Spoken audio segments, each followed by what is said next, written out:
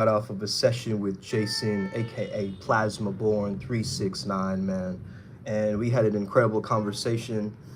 And I wanted to talk today about this little inner critic, the little voice that won't shut up, right? That voice in your head that keeps causing problems, causing distractions, causing temptations, causing a scattered sense of self, right? And so once you really start to understand that, wait a second, this thing is happening to me and through me, then it starts to shift. What I've noticed is, and this is a lot of downloads from DK, one of my telepathic ear guides, you could say. He was telling me that if a teaching is not threatening to the ego, then it's not doing its job properly. When your ego is being going through, let's just say, a revitalization process or a process of resurrection, right? As it's going through and it crystallizes it basically finds a way to transform itself. You know what I mean? So the inner mentor versus the inner critic, it's about the intention of choosing the mentor instead of the critic, if that makes sense, right? So you have to actually work on rewriting this code. Right now, it's an inner critic. And what is an inner critic? An inner critic is your prefrontal cortex. Your inner critic is critical of you, of your own nature, of how you act, how you walk, how you talk. Is this okay to say? Is this okay to do? Is this okay to have? Whereas the inner mentor is like, hey, that's great, man. Go for it. You got this. In fact, why don't you try another thing, right? Hey, it's Tricky Trickingston. That's a dope name, man. Hello, sir. It says Tricky. Hey there, man. Great to connect. Hey, man, is that like an avatar? Is that like a Navi with a Mr. Bean nose? What is that? Your profile picture, bro. Am I Indian? Yes, I am. Thank you. Come again. All right, so I want you to understand something, man. It's very, very important you understand this. And I might actually change this topic around, but I think this topic is very, very prevalent. And I think actually it might blend with both of those two worlds, actually. But basically the idea of Vajra maxing, okay? Vajra maxing over confidence. Because the idea of confidence comes from con man, right? A man who's trying to sell you a watch is this fakeness, is this feeling of like, I'm trying to fake it till I make it rather than recognize it until it becomes real. I am actually seeing my higher self as my real self instead of this version of me with all its flaws and imperfections and all these things, right? But if you can bring the energy, this is what I learned from doing this session with Jason, is if you can bring that energy down into your heart space and you can actually work on that, it's going to do tremendous things for you, right? Like, you have to get into a state of coherence, and a state of coherence is essentially a state of gratitude. And me studying positive psychology my whole life, well, not my whole life, but probably most of my life, I would say, I've understood that gratitude is another way of saying happiness. This is that bliss that we're all looking for, you know? However, that inner critic is being run through this strange thing, right? It's this strange energy. So when I say Vajra maxing over confidence, I'm talking about that life force energy that's already within you that you got to utilize and optimize. You can change that energy with your will, with your intent, with your attention, and be able to hold it in different places, right? You can actually breathe differently and push your diaphragm's energy up to be able to, you know, double down on your decisions. Right now, we're doubling down on water, okay? Drinking more water, okay? Hey. This is warm water, by the way, okay? So, if a teaching is not threatening to the ego, it's not doing its job correctly. And also, I want to read out something from Drupa Kunle, okay? Read this. I'm going to read this. Just listen, and understand why his download towards me was, they can't all join my universe, okay? They cannot all join my universe.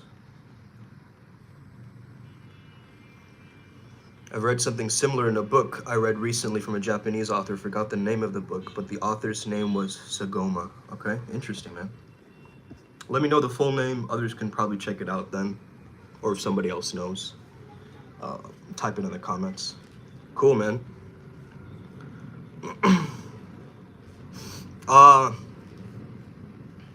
Bro, that's not even funny. Okay, so I'm gonna read this. I am happy that I'm a free yogi, so I grow more and more into my inner happiness. I can have sex with many women because I help them to go to the path of enlightenment. Outwardly, I'm a fool, and inwardly, I live with a clear spiritual system. Outwardly, I enjoy wine, women, and song, and inwardly, I work for the benefit of all human beings. Outwardly, I live for pleasure, and inwardly, I do everything in the right moment. Outwardly, I'm a ragged beggar, and inwardly, a blissful Buddha. Okay? Now, as I've read this, I started to understand that our internal world can be very different to our external, right? We say as within, so without, but is it really permeating like that? You see? On the outside, I'm a fool. On the inside, I have a clear spiritual system. I love that, man. That's so powerful, right? What's up, Madhul Raj Saeed? Hello.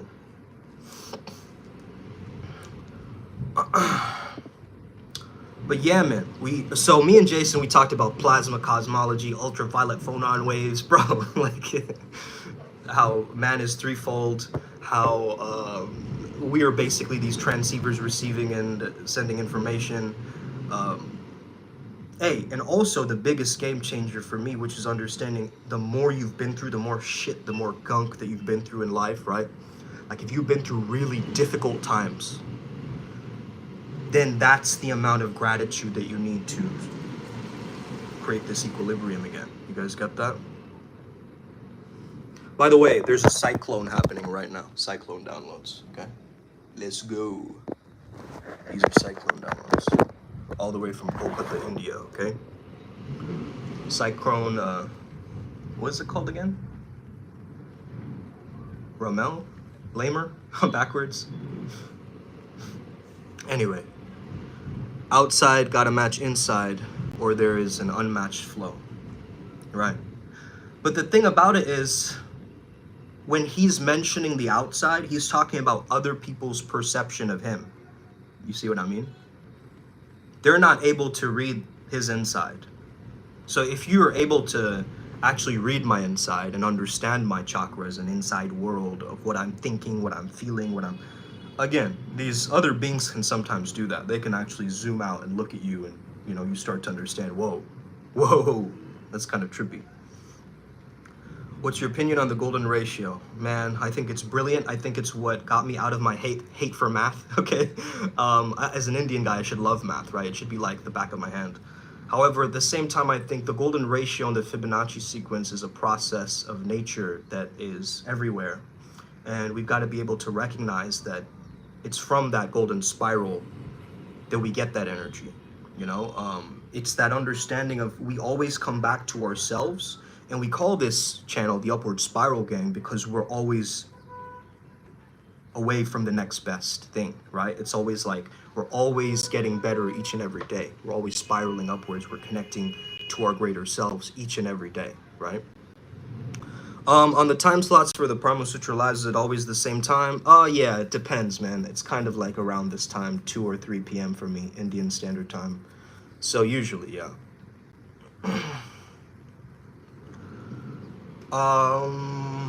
Yeah, it's usually the same time, Ranji. And man, so I just spoke with Jason, Ryan, and that guy's sheesh. He's like a genius with so much to say, and I feel that I have yet to integrate that information. I have to rewatch it. I feel like I really need to rewatch it because there's a lot. But I found his technology very interesting, how he's been able to nest it all together through his own experiences. I think we need more practitioners who use their actual lives and put themselves through that spiritual practice. See? Do you think he could have been projecting like a mirror of himself?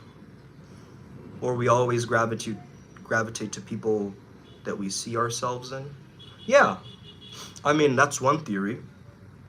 I think that, yeah, a lot of the times we do get very invested in other people, but they're like external projections of ourselves, right? Like they're on the outside telling our internal world what to do. It's a very strange paradox, or this kind of idea. But I have observed that in my own life, and speaking just from my own direct gnosis experiences.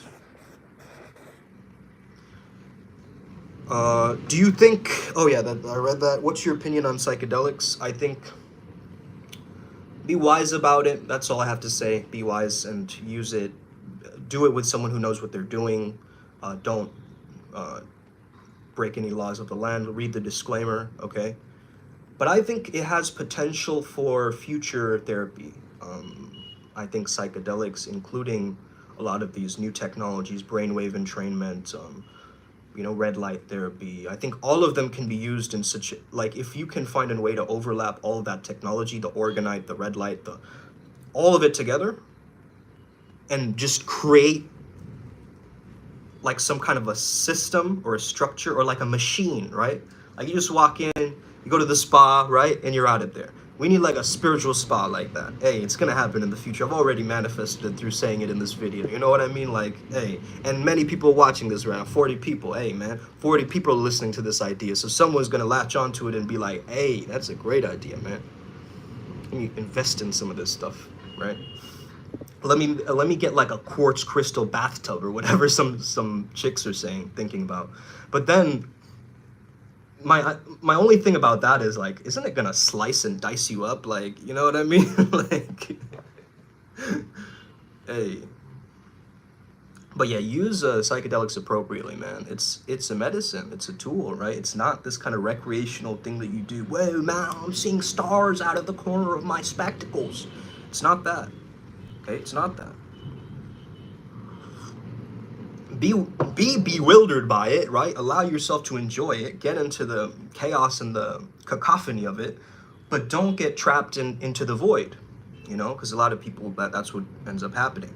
You get a bad trip or something happens, and hey, there's too many stories of people like injuring themselves. And at least I went to a hipster college campus, and I've heard some stories of people who've taken some stuff and then gotten messed up, including myself. So there's a lot of people who need to be very, very careful about using things that alter not only your brain's chemistry, but psychotropics, right? Understanding that it's actually affecting your psyche.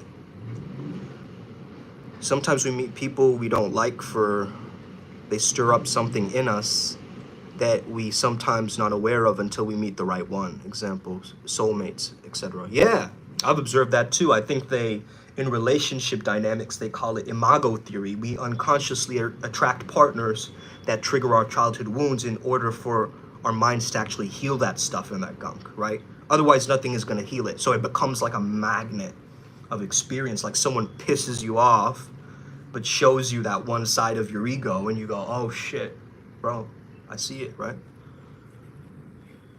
It's really cool. That's shadow work, though. So yeah, we will meet people we don't like in this lifetime. It's a part of it. Part in India, am I from? Kolkata, bro.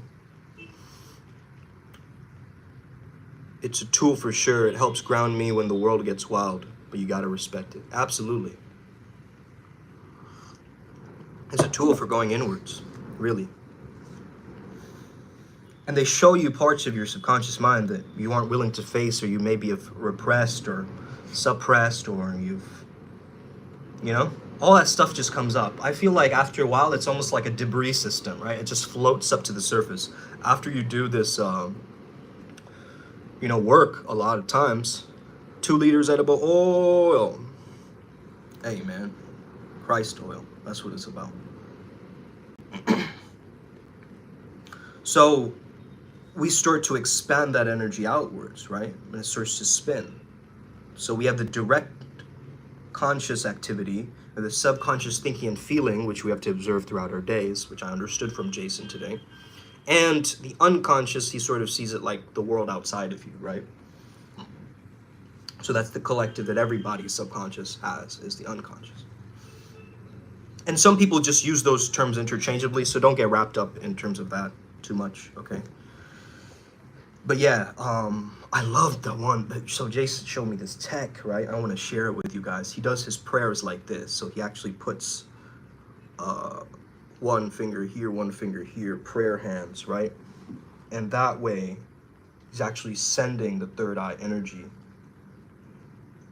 much clearer, right? It's activated. It's being activated more through this type of prayer.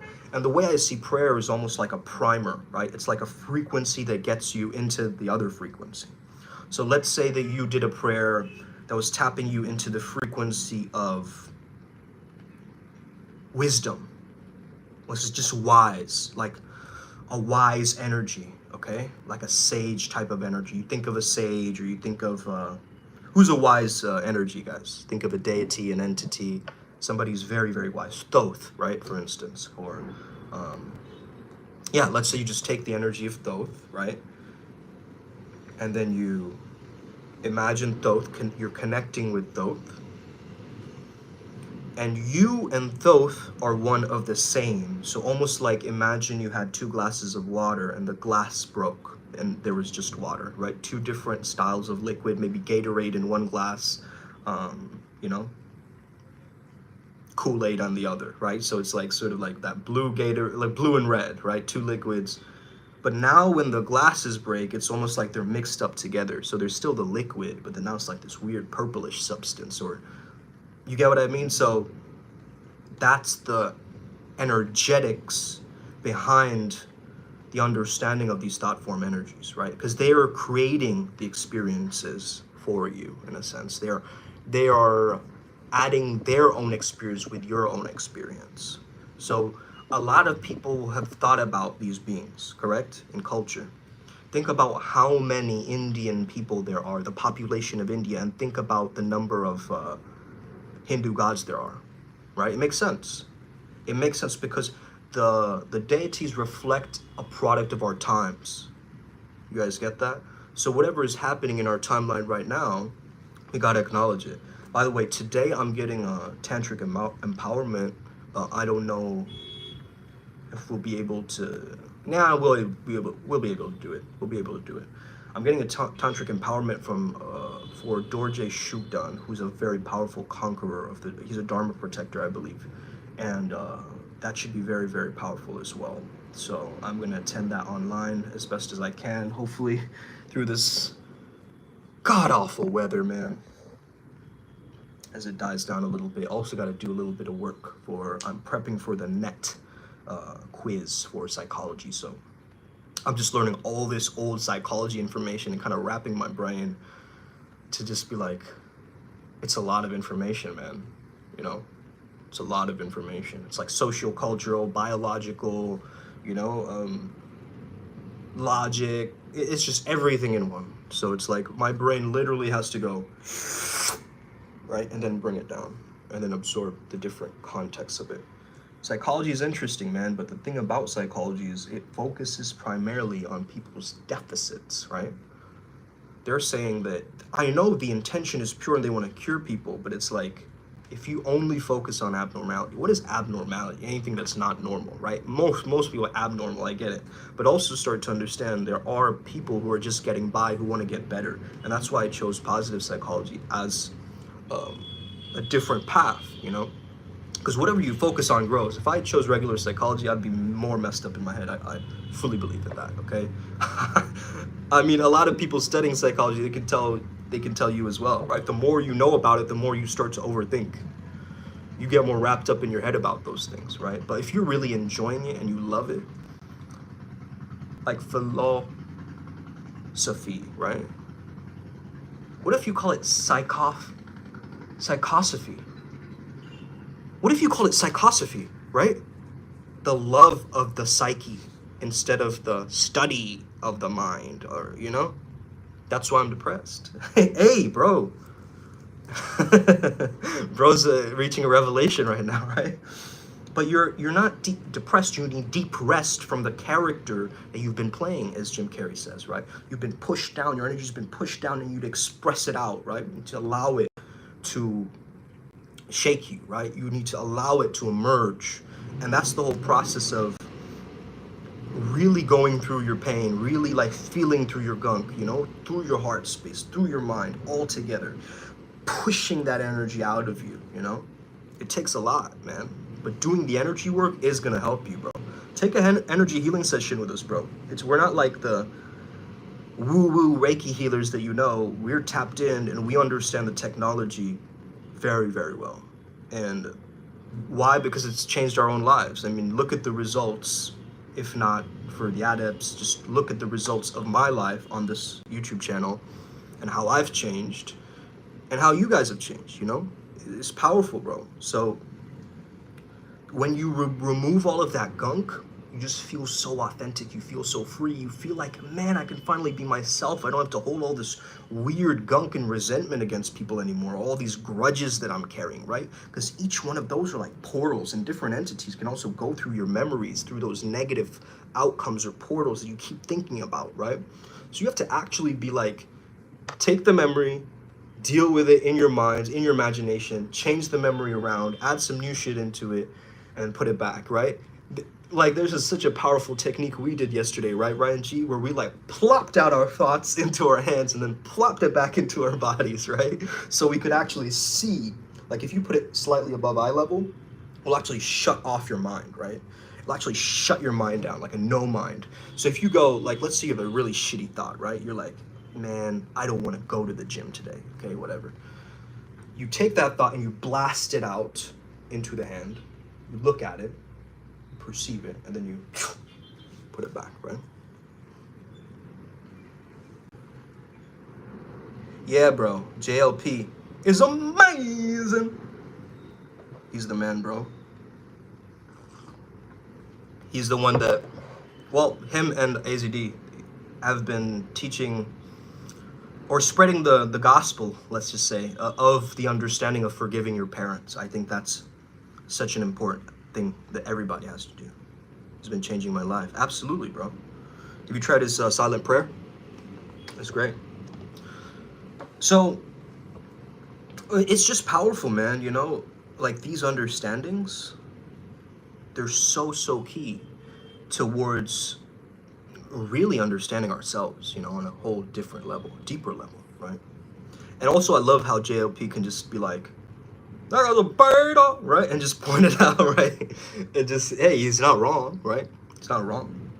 So, hey, I think it's cool, man. I think this work is revealing a lot of the shadow and allowing people to be more and understanding that our thoughts are electromagnetic, like our thinking and feeling like electricity and magnetism, right? It creates this thing. It's creating this bizarre understanding that like a substrate that's just building up and charging, right? It's like, what are you putting your charge to? Who is in charge, right? That's the politician, electrical pole, right? And then you vote with volts through the electricity. So this is an electric universe, we say. I mean, I love that idea of it being an electric universe, right? Instead of a gravity universe. It's such an interesting theory and idea, right? But I'm gonna read up a lot of this stuff. Also, I did Jay Kaizen's course, kind of interesting. A lot of the stuff I knew, but what he was saying is like the 3 pillars of flow. He was saying like momentum, I believe. You can do his course. I don't want to ruin it for you guys, but permission and visualization. I think permission with visualization is important, right? So, yeah, man, we are made of vibration because like we're made of atoms, so they're constantly vibrating. You know what I mean? So, technically, yeah, you can think of it like that. The momentum is interesting because you're always a moment away from momentum. Any choice, any decision that you make, that's going to impact your momentum. Correct? In Hindu? What do you mean? What's gravity expressed in Hindu? Hold on, I'm getting a message.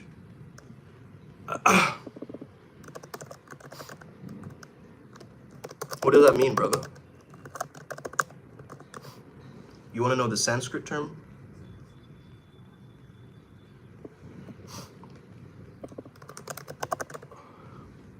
Okay.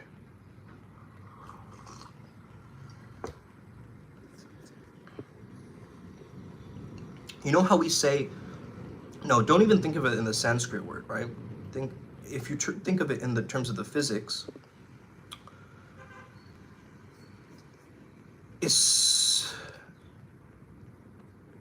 what do you mean by gravity in the Hindu? Okay. The Sanskrit term is like guru something, guru vatashkram or something like that, right? It's the earth holds us toward itself by this process. But you know how we also say that being grave or having a gravity of the situation means that it's a very serious and dignified or solemn experience of something, right? Like someone who has gravitas is able to balance out that serious energy, right? So I'm looking at it also like that this is of course my own perspective, right? So the word gravity is almost like a precise way of meaning heaviness and more so a seriousness of thoughts, right? Pulling it down rather than bring it up, right? So being grave, and then opposite of gravity would probably be playfulness, right? If you think about it in that the word alchemy context, not like actual physics gravity, right? Physics gravity is way different. But to be grave, to be serious, to be solemn, to be dignified, to be mature, right? These words, let's start to understand it like that, right? In terms of gravity.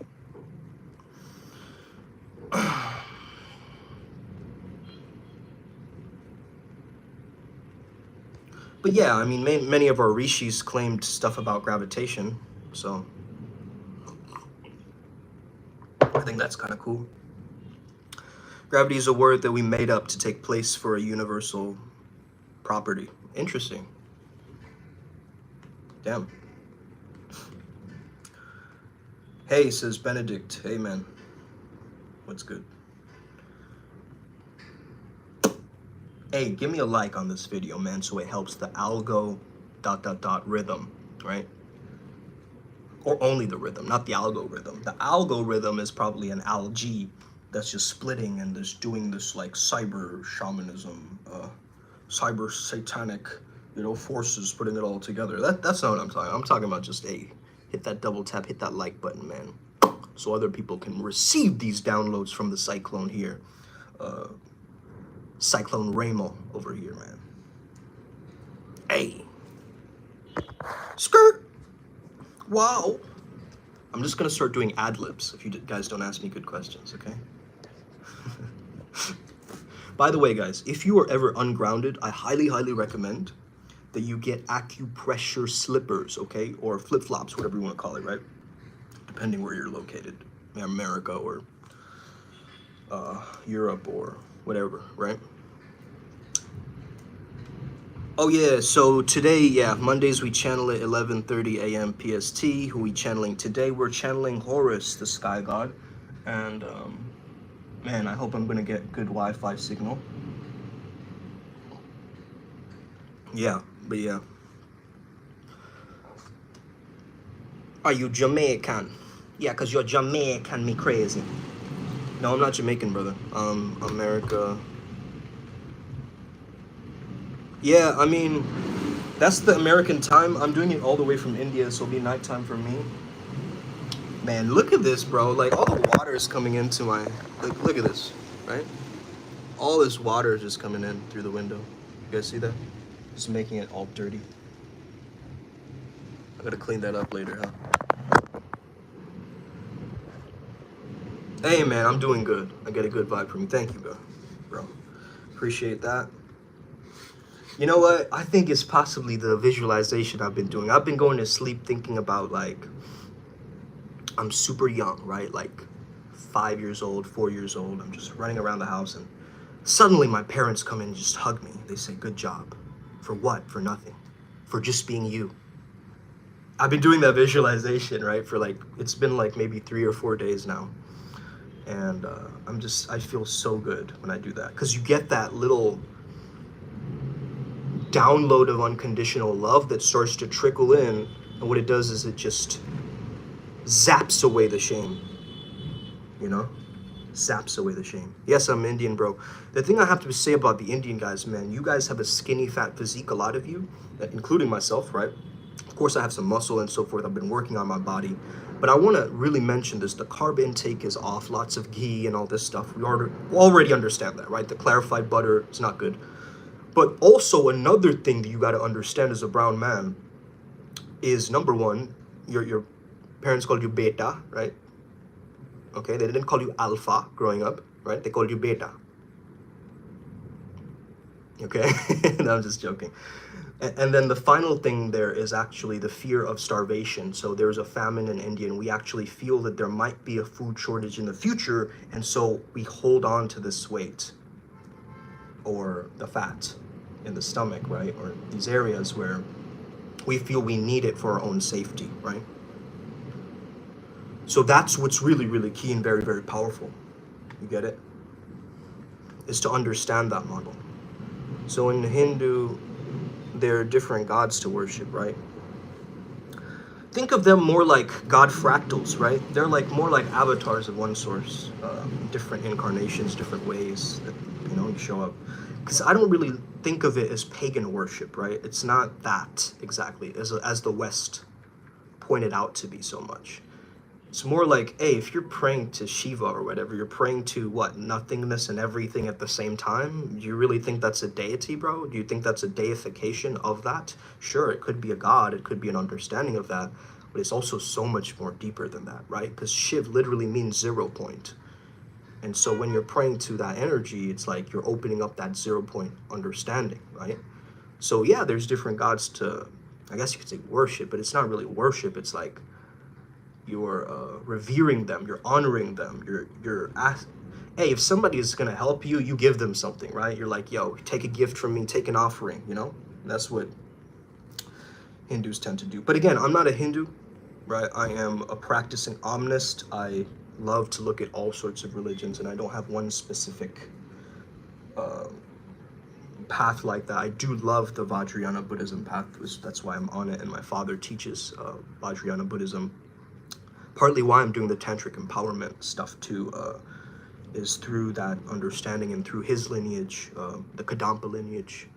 And it's good to be a part of a lineage, you know what I mean? Because once you're part of a lineage, you get the blessings of not only their gurus, but their gurus' gurus and their gurus' gurus' gurus, and it just goes on, right? It's just like a generation that started off, and it's all from the Buddha, passed on to somebody else, passed on to somebody else, you know? So it's cool. It's kind of this powerful understanding that you have a powerful spiritual backing, like a team there for you once you start to begin some of these very secret mantras and so forth, right, that they have in Tantra. So that's what's fascinating. And again, it's like, I want to blend it for the modern world, man. There's a lot of weird tantric people out there that are just like really woo-woo and flimsy and floaty and like, you know, doing this kind of stuff all the time. And hey, there's got to come a time where we get highly integrated, precise with the teachings, right? So we can help people on a global scale, so we can cause a ripple effect of consciousness. And I think it's happening already. I mean, for people looking up this stuff on YouTube channels now and learning more about the spiritual tech, I think the world is changing, bro. I grew up Christian, but all the religions fascinate me. I think all of them have something to take from them. Yes, absolutely, man. Absolutely. And they all come to the same conclusion. I truly believe that all roads lead to enlightenment. But honestly, bro, I do believe that Christ is king. You know, he's like the boss at the end of the finish line. Like he's gonna, you know, that's a very deep understanding, but I understand. All leads up to the sun, exactly. Yeah. It's like the moon and the sun, right? And so many people get skewed in both ends of that spectrum. Again, not integrated, not neutral, right? If you're neutral and then you deal with the sun moon energies, you're golden. But if you're going scattering, but some people start off like that, and a lot of spiritual people are scattered. They just talk nonsensical circles, and they just, you know, regurgitate similar material through different ways and all this kind of stuff, man. And sometimes you just gotta be, pronto, right? Let me get the results. So, hoy novo escrito, è mentira, Okay? Speaking of pronto, hey, Anthony. Anthony's showing up. Like, oi, novo escrito. Right? What oldest book within your religion? How many centuries? Oldest book? Man, the Vedas are like 800 something. I mean, bro, why do you want to know the oldest one? There's not only one, right? There's also like the manuscripts of Thoth and like the Emerald Tablets, right? There's so many texts to look through. I would actually look at, instead of going through all of the old texts, look at a compilation of some texts. Like, save yourself time and energy, bro. You know?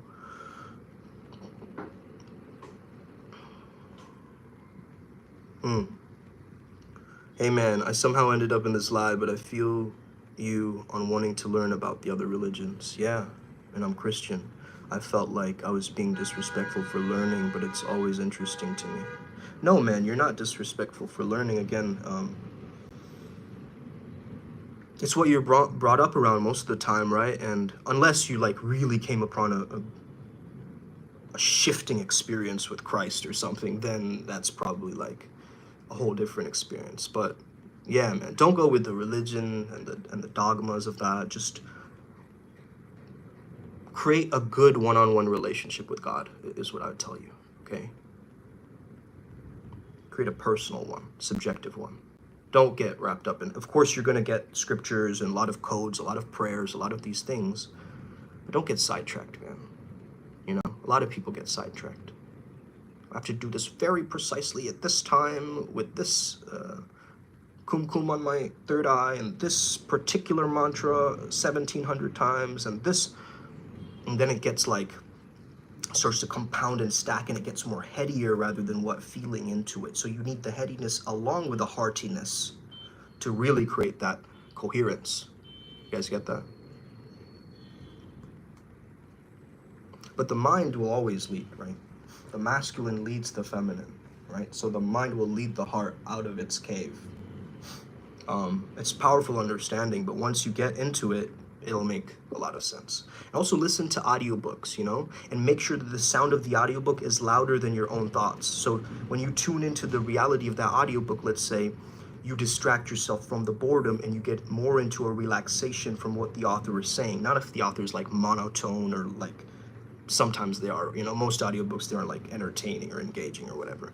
But if you listen to an audiobook, or if you listen to some mantras, or if you listen to subliminals, you know, and you keep that around and you're allowing those to trickle through and override the weird autopilot thought forms that come in and out, like your demonic thoughts or whatever, these weird entities, you will be cleaned, bro. Because again, you got to change the atmosphere based on your intention and the energy around you, right? So if you feel trapped or claustrophobic in an environment, it's going to create more of that.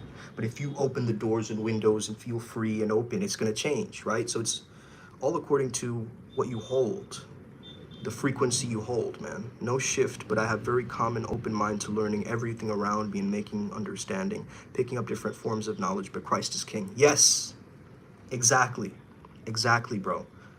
Christ is king, but let's learn about these different codes, right? Maybe they have something to teach us. Maybe there's some deeper layer there, you know, that gets us to glow up and grow up, you know, in a different way.